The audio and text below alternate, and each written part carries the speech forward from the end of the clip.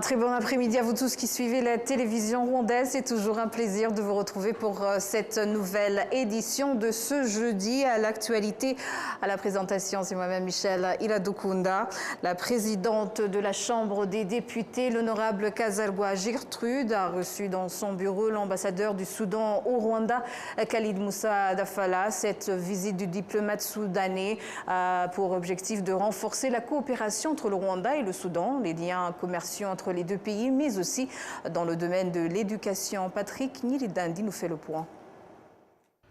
Au cours de cette audience, les discussions entre la présidente de la Chambre des députés, l'honorable Kazalwa Gertrude, et l'ambassadeur Khalid Moussa Dafala ont porté sur la coopération entre le Rwanda et le Soudan dans les domaines de l'éducation et du commerce du thé et du café.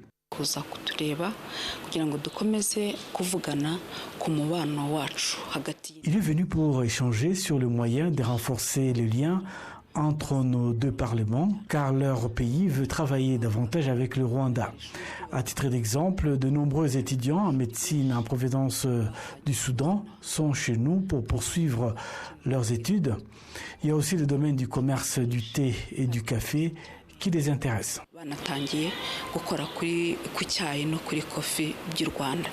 L'ambassadeur du Soudan au Rwanda, Khalid Moussa Dafala, a déclaré que le Parlement rwandais était un pilier majeur dans la promotion de la coopération entre le Rwanda et le Soudan, notamment dans le domaine commercial. Nous avons commencé à exporter du thé et du café du Rwanda. Au cours des 45 derniers jours, ce commerce a déjà généré 2 millions de dollars américains. Nous avons aussi discuté de voies et moyens en vue de renforcer les liens entre les deux parlements. Le Rwanda et le Soudan collaborent dans divers domaines, notamment l'éducation, la sécurité et le commerce, en particulier le commerce du thé et du café.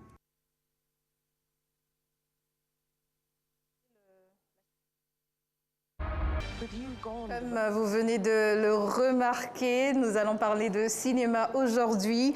C'est une figure montante du cinéma. Elle donne à ses personnages avec intensité, sensibilité et profondeur. Vous l'avez sûrement vu dans le film ou la série des Sandman et d'autres encore. Actrice engagée et passionnée, elle trace son chemin avec talent et détermination. Nous avons le plaisir d'accueillir sur notre plateau Umulisa Gahiga. Bienvenue Umulisa. Alors nous parlons de cinéma. D'abord, parlez-nous de votre parcours. Quand est-ce que vous avez commencé à avoir, je dirais, cette idée de jouer, d'être actrice? Alors mes parents sont très cinéphiles, donc j'ai grandi avec le cinéma et ils nous ont toujours montré les films qu'ils ont aimés dans leur jeunesse ou même dans leur, en tant qu'adultes.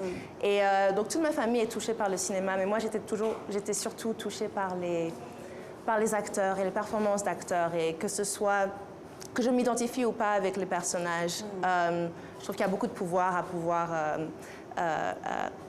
marquer les gens dans le monde entier simplement par toucher les racines et les émotions humaines qui sont universelles. Et donc, je voulais développer les mêmes capacités et je l'ai fait.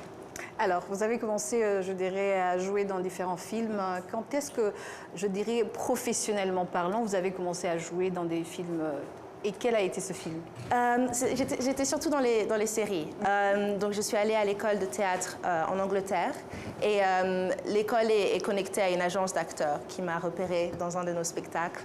Et j'ai commencé à travailler avec eux. Et puis mon premier rôle en télé, c'était une série française-anglaise qui s'appelle Liaison. Et ça, c'était ma première expérience à la télé. D'accord. Et quels ont été, je dirais, les défis que vous avez rencontrés? Parce qu'aujourd'hui, quand on remarque les acteurs, les actrices particulièrement, il paraît qu'il y a des défis différents de vos collègues hommes. Quels sont les défis? Ça, c'est sûr. Il y a des défis, mais je me sens quand même chanceuse parce que je suis rentrée dans l'industrie il y a 4-5 ans où il y a eu un grand mouvement pour plus de représentation, de protection pour les acteurs, pour les actrices surtout, et aussi plus de représentation pour les minorités et de représentation authentique. Donc, je dirais plus que mon défi, c'est que puisque je travaille à l'étranger, j'ai un héritage assez unique pour eux surtout, parce que j'ai de la famille qui a grandi ici au Rwanda, au Congo et au Burundi.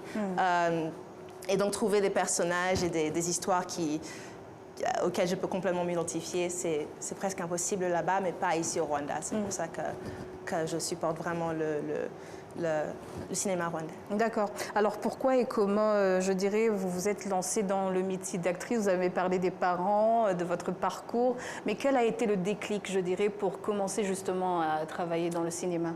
Je pense que c'est comme j'ai dit, c'était certaines performances qui m'ont vraiment touchée par certains acteurs, comme Isabelle Huppert, et Viola Davis et Cate Blanchett. Elles m'ont tellement touchée que je me suis dit, j'aimerais vraiment faire la même chose.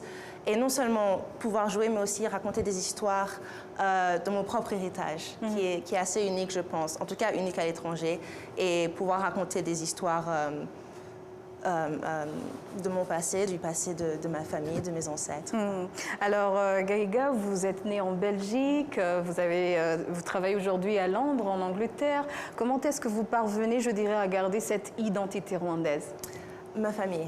Ma famille, le fait que je retourne beaucoup ici au Rwanda, et donc je garde les mœurs, les valeurs et même les arts rwandais. Donc j'ai toujours appris la danse rwandaise. Même en Suisse, je faisais partie d'une troupe rwandaise qui entretenait mes racines ici. Donc je ne les ai jamais perdues. Que je sois aux États-Unis, à Londres ou en Suisse. Ce qui veut dire que vous venez souvent ici à Kigali. Quelles sont les influences en parlant de cinéma aujourd'hui? Est-ce que vous parvenez à savoir, à connaître, à vous renseigner par rapport au cinéma rwandais? Parce que là, nous allons aussi parler du festival Ciné Junction qui commence prochainement. Est-ce qu'il y a je dirais, cet intérêt pour le cinéma rwandais? Oui, absolument. Ma tante Carole était dans un film, Somewhere in April, rwandais, qui m'a beaucoup inspiré. Les livres rwandais m'inspirent aussi. Et en fait, justement, ma participation au Kigali Ciné Junction, c'est pour en apprendre plus sur le cinéma rwandais. J'ai fait une pièce de théâtre il y a un mois avec un artiste incroyable, Cédric Misero. Et ça m'a exposé au talent rwandais et la manière dont ils approchent le théâtre. Et j'ai adoré. Alors, quelle est, je dirais, l'importance aujourd'hui de partager vos connaissances à travers des plateformes locales comme ce festival Kigali Ciné Junction? Quel est votre...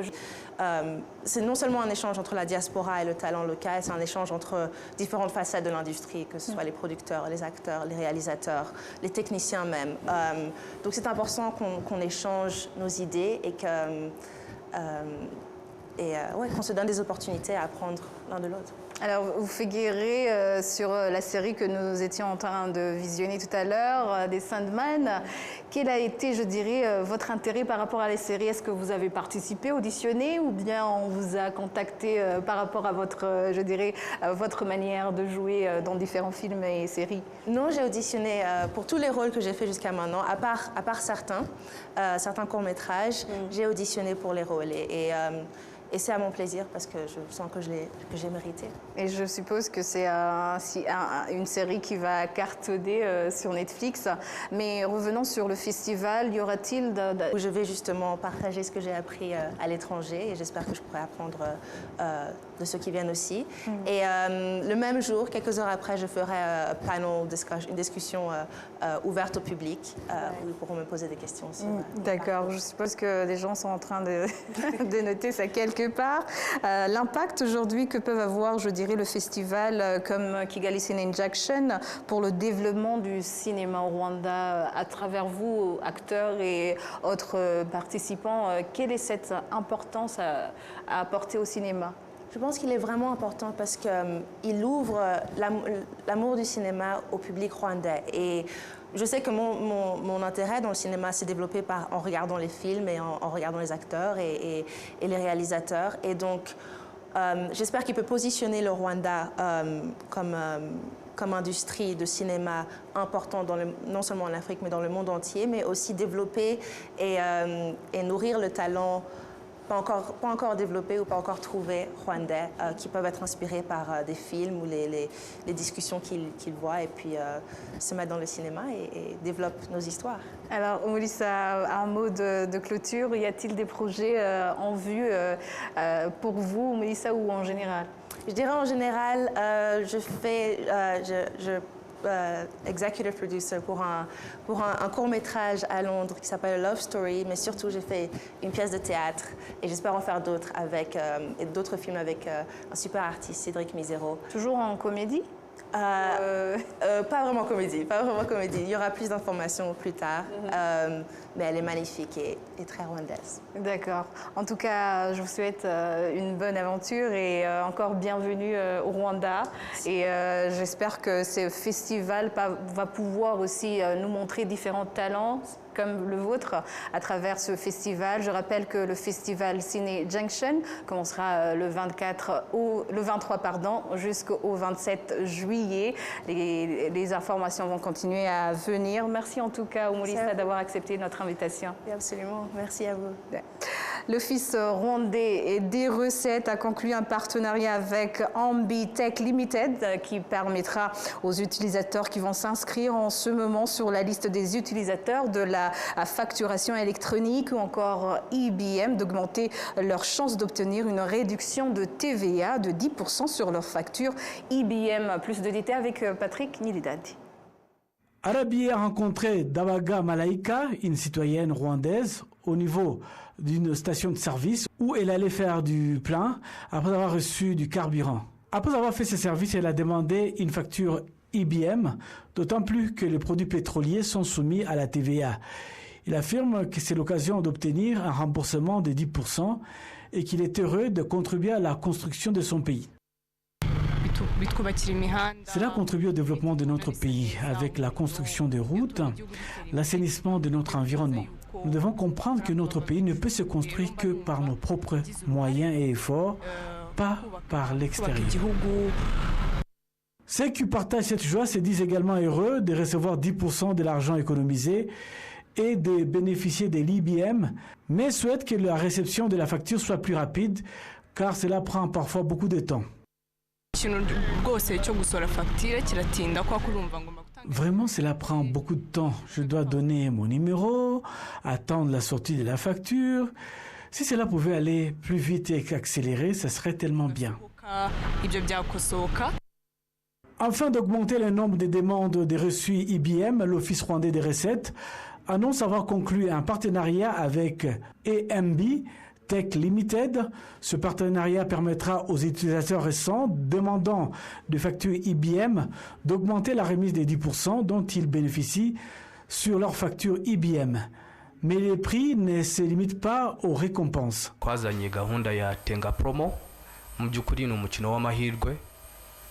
Nous avons mis en place le programme Tenga Promo. C'est un jeu promotionnel. Le joueur ne paie rien. Il faut juste appuyer étoile 562 dièse et puis s'inscrire. On peut gagner entre 5 000 et 1 million de francs rwandais. Niweshuti Ronald, patron de l'Office rwandais des recettes, remercie tous ceux qui ont commencé à demander les factures IBM et s'est dit prêt à améliorer encore davantage la collaboration afin d'accélérer leur réception. Il y a certains qui donnent rapidement la facture IBM, tandis que d'autres s'arrangent pour faire trader les choses, pour décourager les clients, pour qu'ils s'en aillent. Nous conseillons aux consommateurs de demander aux vendeurs d'appeler l'Office rwandais des recettes, car nous avons une équipe mobile d'intervention. Nous mettons en garde les commerçants qui s'adonnent à cette pratique. Ils ont tout intérêt à nous appeler en cas de problème.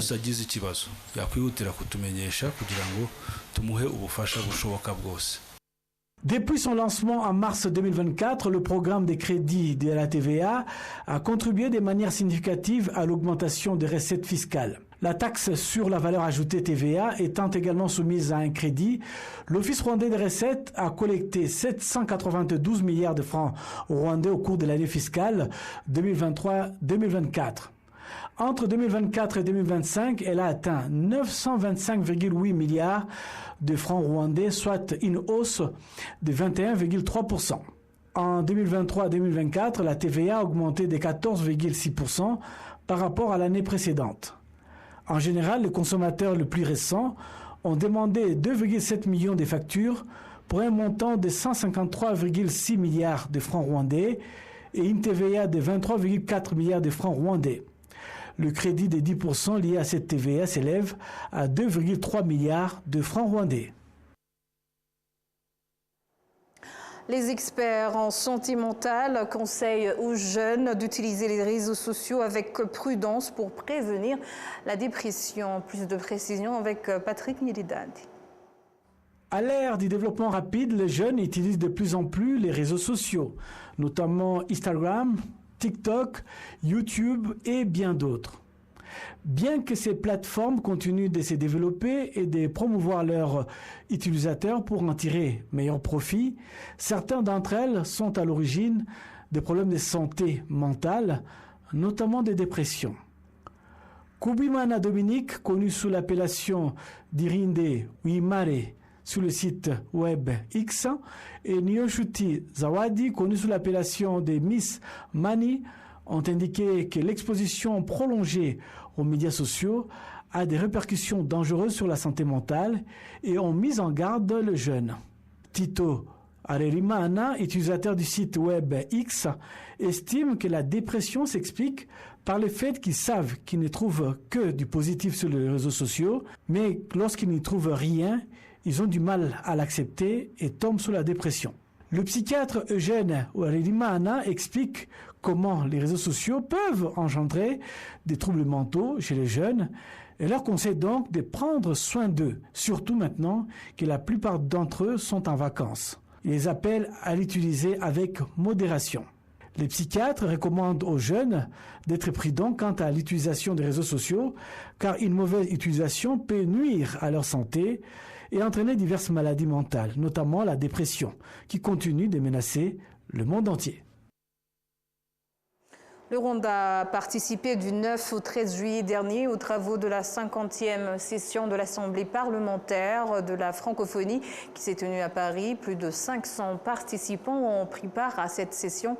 Ces assises ont été enrichies de l'arrivée de nouveaux membres d'un programme articulé autour de débats sociopolitiques contemporains et d'un engagement fort en faveur d'une francophonie solidaire, démocratique et innovante. Pour en savoir plus, je vous propose cet entretien avec le vice-président de la Chambre des députés, Moussa Fazil Harerimana, qui était à la tête de la délégation rwandaise. Le sujet qui a marqué beaucoup de points était le sujet sur la sécurité dans l'est de la RDC. Alors nous avons mis l'accord de l'Assemblée parlementaire de la francophonie qui soutient l'accord de Washington entre l'exécutif de la République du Rwanda et de la République démocratique du Congo. C'est ça qui était le point vraiment crucial dans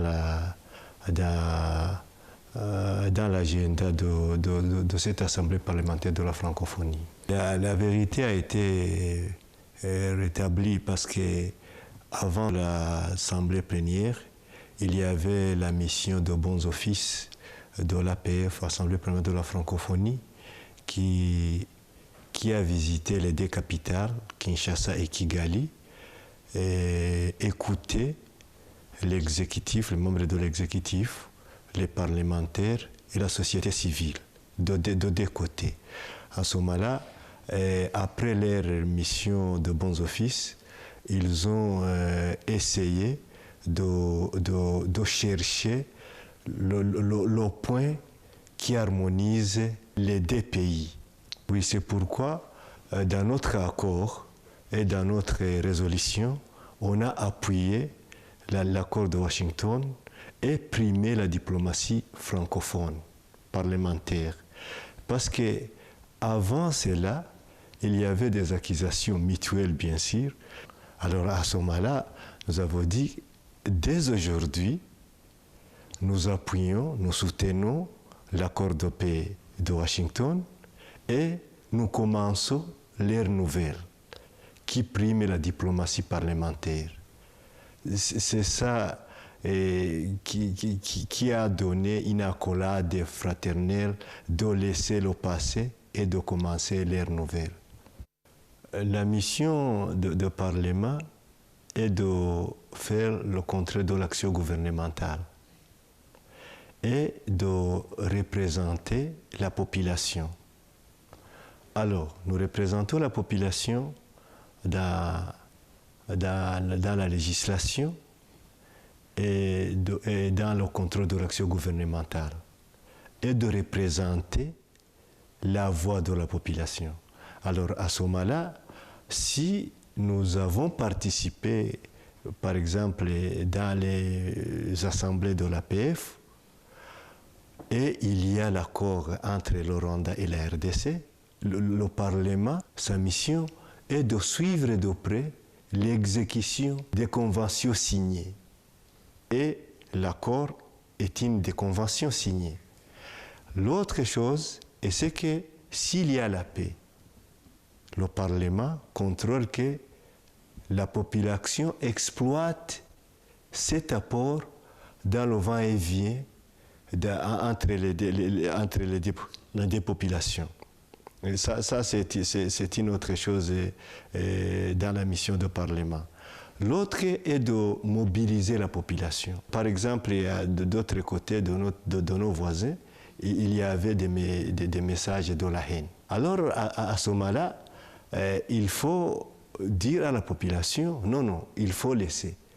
Les Rwandais sont nos voisins, il faut travailler ensemble, participer dans leurs activités socio-économiques, par exemple les mariages et autres choses, travailler ensemble.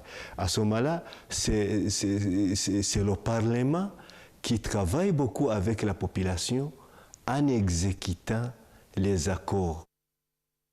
Les habitants du secteur de Kibirizi, dans le district de Gisagala, qui n'étaient pas raccordés au réseau électrique, ont reçu des panneaux solaires leur permettant d'avoir de l'électricité dans leur foyer. Ils affirment que cela les a aidés à sortir de l'obscurité dans laquelle ils vivaient et à accéder plus facilement à la technologie. Dans chaque foyer du village de Moïra, dans le secteur de Kibirizi, district de Gisagala, on a pu apercevoir des panneaux solaires installés sur le toit des maisons. Ces panneaux solaires ont été offerts et installés par des étudiants de l'Université Polytechnique de Hong Kong, Hong Kong Polytechnic University. Les habitants expliquent que l'absence d'électricité avait anéanti leur développement. Jean-Paul Abineza, vice-maire chargé du développement économique dans le district de Gisagala, a affirmé que fournir des panneaux solaires aux habitants contribue à la réalisation des objectifs que le district s'est fixés en matière de développement local.